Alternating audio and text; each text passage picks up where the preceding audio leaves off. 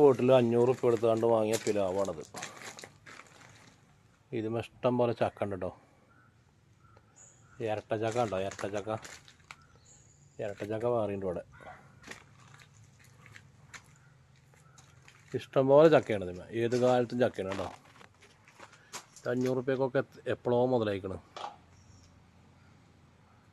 ഇഷ്ടംപോലെ ചക്ക ഉണ്ടല്ലേ. ഇതിന് മാസക്കണക്കൊന്നുമില്ല. അത് ഏത് കാലത്തും അങ്ങനെ കായ്ച്ചുകൊണ്ടേ നിൽക്കും. ഈ ചക്കയുടെ പൂത്ത് കഴിഞ്ഞാൽ വീണ്ടും അടുത്ത ചക്ക.